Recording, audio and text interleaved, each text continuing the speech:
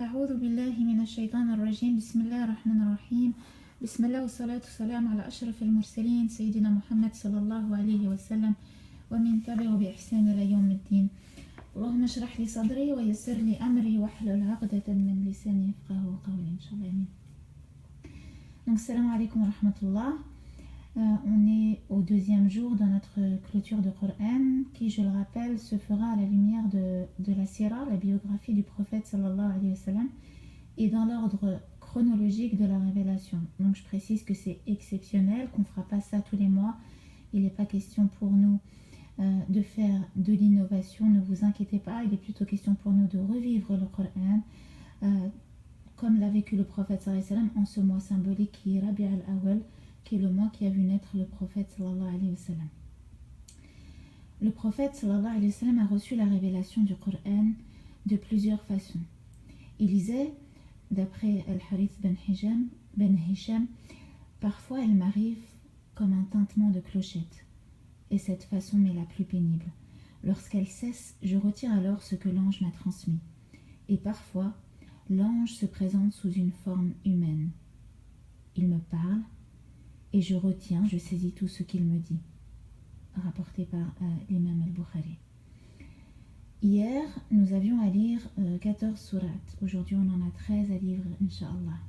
Parmi les sourates qu'on avait à lire hier, il y avait la sourate de l'enveloppé numéro 73, Muzammil.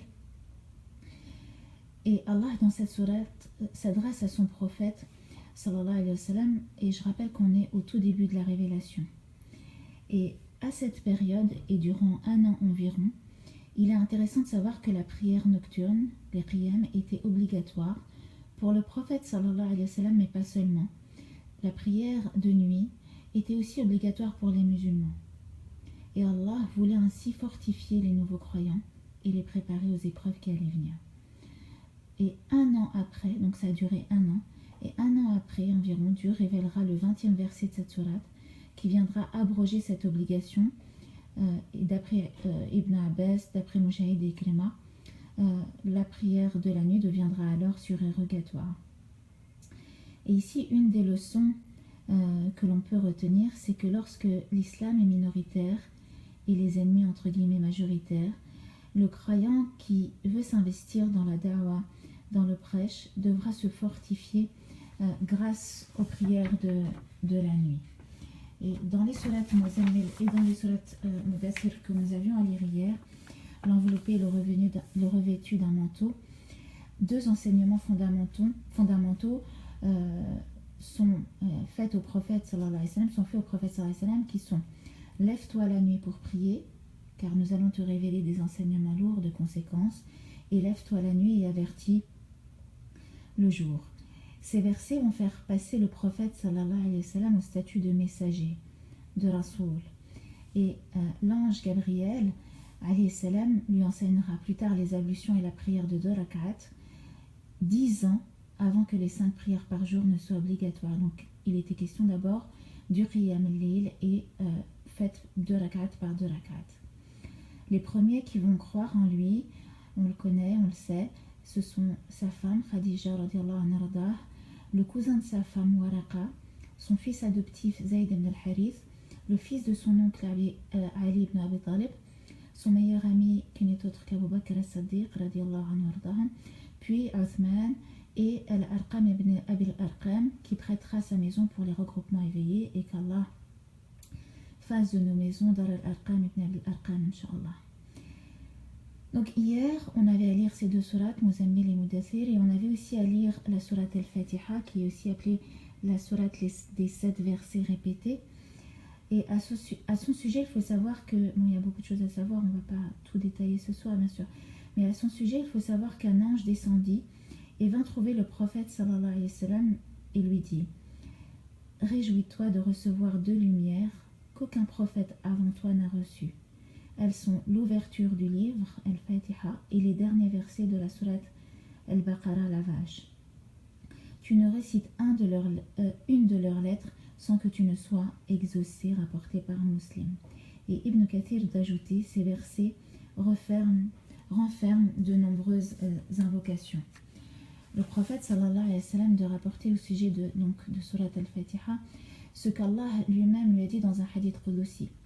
Si mon serviteur dit Alhamdulillahi Rabbil Alamin, louange à Allah, Seigneur des mondes, je dis mon serviteur m'a loué. S'il dit Ar-Rahman Ar-Rahim, je dis mon serviteur m'a rendu hommage. S'il dit Malik Yawmiddin, je dis mon serviteur m'a glorifié. S'il dit c'est toi que nous adorons et c'est toi que nous implorons, je dis cela nous concerne, moi et mon serviteur, et à mon serviteur ce qu'il demande. S'il dit guide-nous vers le droit chemin, je dis cela est pour mon serviteur et à mon serviteur ce qu'il demande, rapporté par Muslim. Donc on voit le dialogue que s'instaure entre Allah et sa créature lorsqu'on récite Subhanallah al-Fatiha.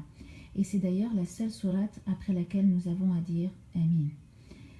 Donc ça c'était la sourate qu'on devait lire hier, sourate al-Fatiha. La révélation va s'interrompre durant au moins 6 mois et le prophète sallallahu alayhi wa sallam va se sentir comme abandonné. Il ne va pas comprendre le pourquoi de cette interruption.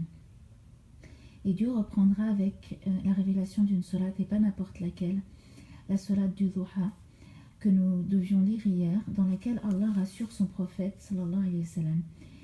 Et elle porte d'ailleurs le nom d'une prière qu'on a mis dans le programme de Coach Taviv al-Ihsan. Et Allah subhanahu wa ta'ala lui dire dans cette sourate, je ne t'ai ni abandonné ni détesté, sois rassuré. Et sachez que cette sourate est bonne à lire dans un wird contre la tristesse et la mélancolie. Aujourd'hui, donc, on continue de lire le Coran dans l'ordre de la révélation. On a 13 sourates qui sont courtes à lire aujourd'hui, la 108, 102, 107, 109, 105, la 113, etc. On va voir. Al-As ibn Wa'il al-Sahmi sortait de l'enceinte de la Kaaba. En sortant, il vit le prophète sallallahu alayhi wa sallam qui y entrait. Et ils se croisèrent près de la porte des Bani Sahm où ils échangèrent quelques paroles. Au même moment où quelques notables de la tribu des Quraysh assistaient à la scène. À son entrée, Al-As se vit interroger donc par les Quraysh qui lui dirent « Avec qui tu parlais ?» Et Al-As répondit « C'était Al-Abtar » en faisant allusion au prophète sallallahu alayhi wa sallam. Al-Abtar, cela veut dire le mutilé. C'est un sobriquet que les Arabes utilisaient pour parler de celui qui est dépourvu de descendance masculine. Car le prophète sallallahu alayhi wa sallam venait de perdre son fils Abdallah à l'âge de 4 ans.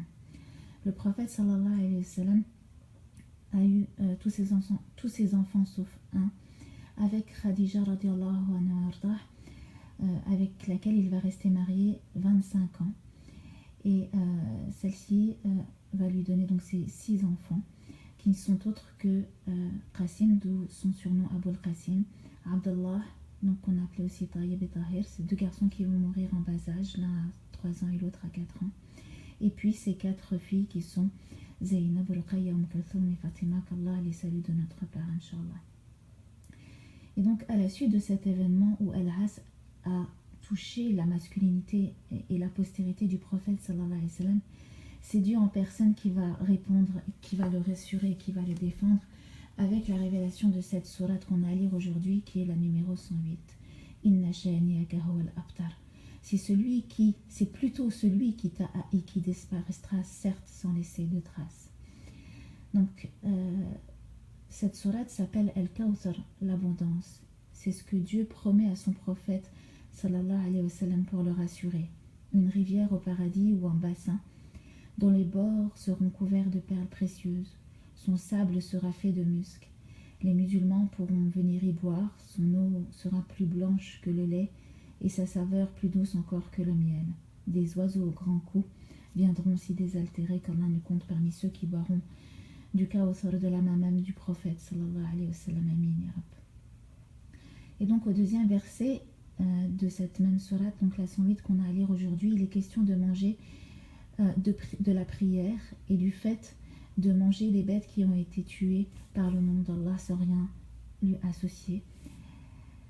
Donc voilà pour ce qui est de la lecture de la sourate 108 et d'une introduction donc à ce qu'on peut y tirer comme enseignement. Nous avons aussi aujourd'hui, ce soir, à lire la sourate 102, Takattur, les versets 1 et 2. À ce sujet fut révélé d'après Muqatil au sujet de 2 clans parmi les Quraysh, les Bani Abd al-Manaf et les Bani Saham. Ces deux clans se disputaient quant à leur grandeur. Leurs chefs commencèrent les uns et les autres à se compter. Les Bani Abd al-Manaf de dire « Notre prestige et notre gloire sont plus importants que les vôtres, ainsi que notre nombre. » Et les Bani Sahm de répondre la même chose. Puis ils se dirent « Comptons plutôt nos morts. » Ils visitèrent ainsi les cimetières et le nombre des Bani Sahm se révéla être le plus grand. Et Dieu révéla alors à son prophète sallallahu alayhi wa sallam la sourate Takatur. D'où l'intérêt de lire et clôturer le Coran dans l'ordre de la révélation ce mois-ci, pour comprendre qu'il s'agit d'une révélation contextualisée et universelle. C'est une révélation, le Coran, contextualisée et aussi universelle, ce qui en fait être un miracle, subhanallah. Donc Allah parle de quoi dans cette sourate qu'on a à lire aujourd'hui? De la rivalisation par le nombre, en disant la rivalisation par le nombre vous divertit, la quantité, la richesse vous absorbe, jusqu'au jour où vous visiterez vos tombes. Et là, Allah subhanahu wa ta'ala parle d'ici d'une visite, Zurtumul Maqabir. Dieu parle ici d'une visite de la tombe pour nous signifier qu'il s'agit d'un passage. En effet, nous allons vivre 5 passages, 5 vies, et la 6e sera éternelle, Inch'Allah. La première vie, ou le premier passage, nous l'avons déjà vécu. C'était ce moment où Allah subhanahu wa ta'ala, après avoir créé Adam alayhi salam, il nous a tous sortis des lampes de Adam, du dos de Adam alayhi salam, et il nous a fait témoigner qu'il est notre créateur. Et nous tous, même ceux qui se disent aujourd'hui athées, nous avons témoigné et dit certes, Bala, nous attestons que tu es notre créateur. À ce moment-là, le temps n'avait pas été créé, nous étions hors du temps, car le temps a été créé pour nous être envoyés sur terre. Et nous étions hors du temps, et ce moment-là, cette vie-là, ce passage-là, on ne sait pas combien de temps il a duré. Mais il a duré un certain temps.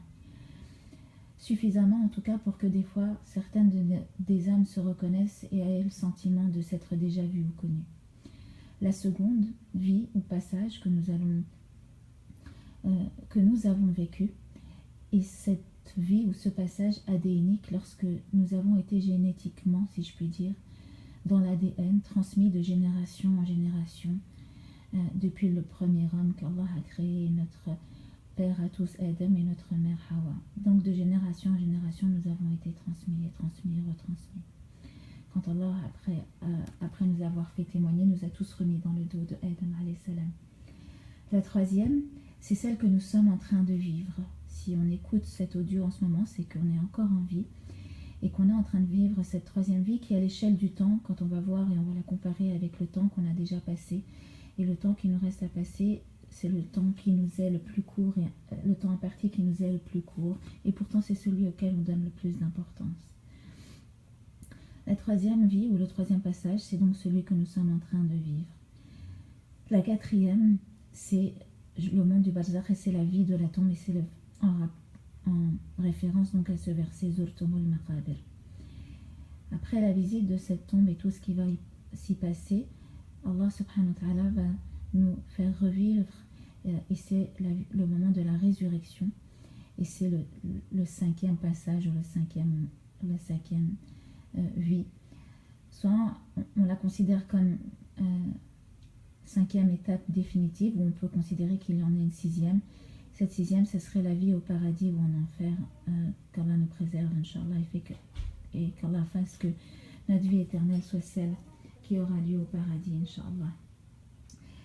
Donc, on avait à lire aujourd'hui la sourate numéro 108, et nous devons lire la sourate numéro 107, El-Ma'oun, qui est dans le même état d'esprit, et qui parle de ceux qui traitent de mensonges ce moment de la résurrection, qui traitent de mensonges le fait qu'il y aura un jour de la rétribution. Et Dieu dit qu'il s'agit des mêmes, ceux qui repoussent les orphelins, ceux qui n'encouragent point à nourrir le pauvre, ceux qui refusent l'ustensile, le ma'oun, à celui qui en aura besoin. Et dans cette sourate, au verset 4, Dieu parle de alladhina hum an salatihim sahun, ceux qui prient tout en négligeant et en retardant leur salat, qui prient en faisant preuve d'ostentation, qu'Allah nous en préserve, Inch'Allah. et qu'il ne nous compte pas parmi ceux qui se lèvent à la prière kassoul et fainéants. Amin ya Rabbil Alamin.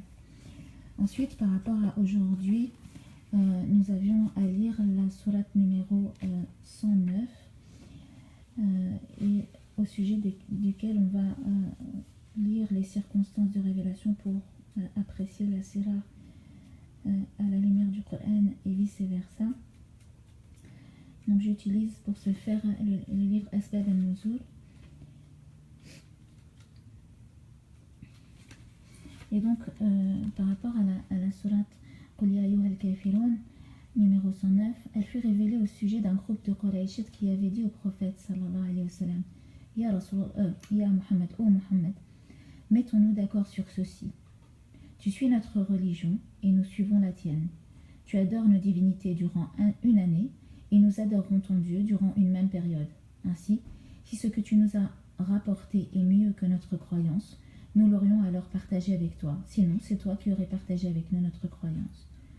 Dieu m'en préserve, répliqua le prophète, sallallahu alayhi wa sallam, que je lui associe autre chose. Sur ce, Dieu le Très-Haut révéla: Qul ya ayyuhal kafirun, la a'budu ma ta'budun, wa la antum a'abiduna ma a'bud, jusqu'à la fin de la sourate. Au lendemain matin, le prophète sallallahu alayhi wa sallam se dirigea à la mosquée sacrée. Les chefs de Quraysh y étaient et il leur récita donc cette sourate en entier. Il est important de connaître les circonstances de révélation, comme ça quand on la récite dans nos prières, on est beaucoup plus concentré et imprégné des significations des versets. Donc on avait à lire cette sourate pour aujourd'hui, la numéro 109. On a les 2 ou 3 premiers jours, on a des sourates plutôt courtes dans l'ordre de la révélation à lire.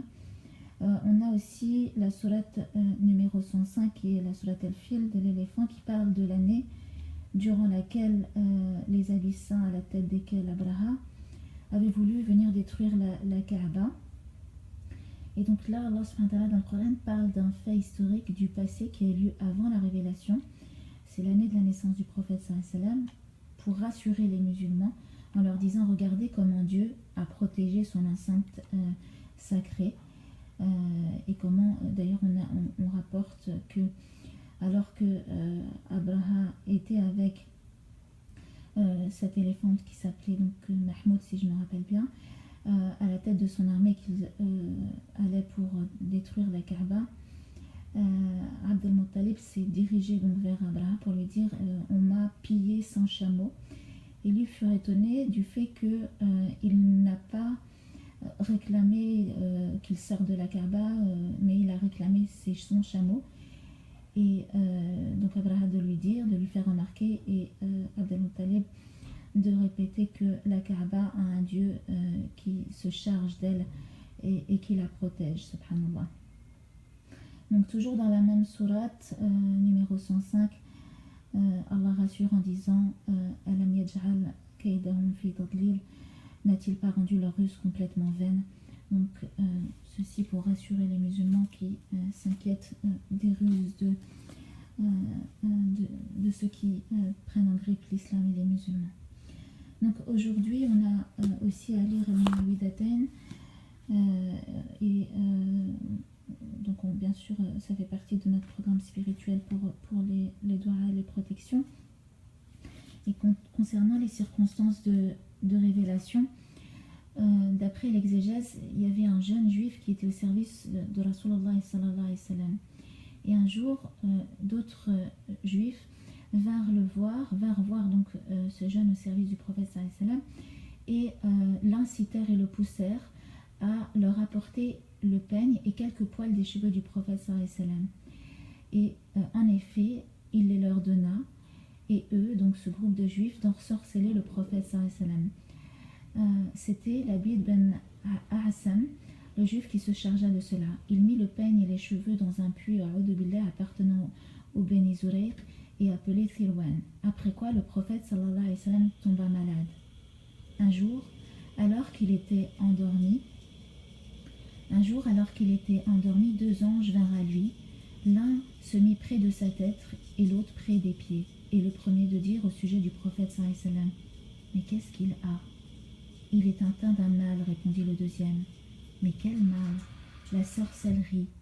Et qui l'a ensorcelé? Labid ben Hassan, le juif. Par quoi? Par un peigne et des cheveux. Où sont-ils? Dans l'espace de palmier, sous une pierre se trouvant au fond du puits de Sirwan. Sur ce, le messager de Dieu, sallallahu alayhi wa sallam, s'éveilla et dit à Aïcha: Ô Aïcha, je crois que Dieu m'a montré la cause de mon mal. Il envoya ensuite Ali al-Zubayr et Amar ben Yassir près du puits. En arrivant, ils l'épuisèrent de manière à n'y laisser presque rien. L'eau semblait mélangée au henné. Ils levèrent la pierre et firent sortir l'espace où ils trouvèrent les cheveux et les dents du peigne du prophète sallallahu alayhi wa sallam.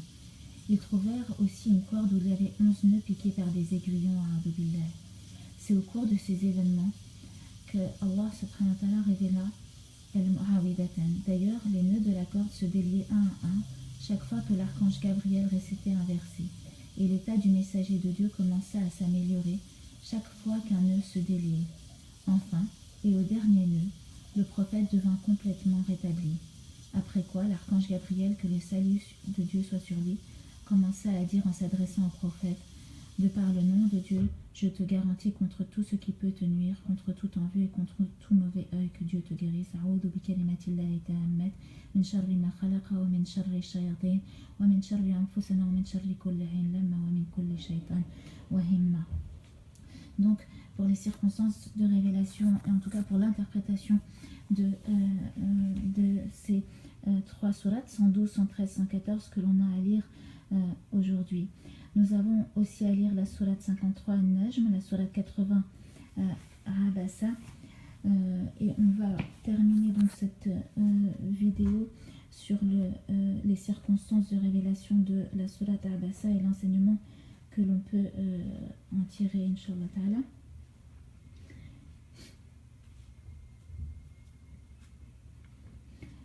Donc c'est sur la sourate, il s'est renfrogné. Il est question de... Donc, il s'est renfrogné et a tourné le dos, qu'un aveugle vint le trouver. Qu'en sais-tu? Peut-être se purifiera-t-il de ses péchés après t'avoir entendu, ou qu'il y pensera et que la mémorisation lui sera profitable. Et la suite donc de cette sourate. Il est question ici de l'aveugle, d'un aveugle, et cet aveugle est Ibn Maktoum, qui était venu voir le prophète sallallahu alayhi wa sallam, alors que le prophète sallallahu alayhi wa sallam était, entre guillemets, stratégiquement en train d'exhorter Utba ben Rabi'a, Abu Jahl ben Hisham, Abbas ben Abd al-Muttalib, Ubay ben Khalaf et Umayya ben Khalaf, des grands intendants et représentants des tribus Quraysh. Il espérait donc leur conversion à l'islam, et c'est dans ces circonstances que cet homme aveugle, Ibn Maktoum, arriva et demanda au messager de Dieu: apprends-moi un peu de ce que Dieu t'a appris. Donc bien sûr, il n'y a pas d'hasard, c'est Allah subhanahu wa ta'ala qui a fait ces circonstances. En commençant à appeler le prophète sallallahu alayhi wa sallam à maintes reprises, donc plusieurs fois, il voulait interrompre le prophète sallallahu alayhi wa sallam dans sa discussion.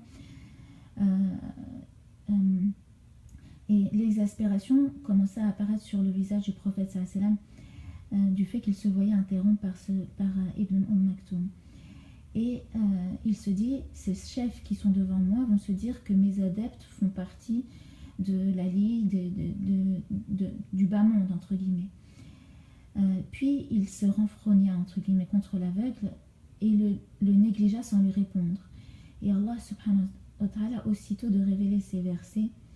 Et d'ailleurs, depuis, c'est pour cette raison que le prophète sallallahu alayhi wa sallam, à chaque fois qu'il voyait Ibn Abu Maktoum, il lui disait: bienvenue à celui pour qui Dieu m'avait fait des reproches. Bienvenue à celui pour qui Dieu m'avait fait des reproches. Donc cette sourate, elle montre comment Allah subhanahu wa ta'ala éduque son prophète, mais aussi elle montre un fait important, c'est que elle montre que le Coran est bien la parole d'Allah et pas la parole du prophète sallallahu alayhi wa sallam, car si elle était la parole du prophète sallallahu alayhi wa sallam, il n'avait aucun intérêt que de se blâmer lui-même et de se reprendre lui-même. Voilà, donc il restera pour ce soir à lire Surat al-Qadr, al-Shams et al-Buruj. Je ne vais pas pouvoir tout en parler ce soir, mais encore une fois, le but était de voir comment on peut vivre la Sira à travers la révélation du Coran, أقول هذا واستغفر الله لي ولكم. qu'Allah accepte notre khitam de ce mois-ci, qu'il nous permette encore et encore de goûter aux délices du Coran. Wa fi amanillah, wa salam alaykum wa rahmatullah.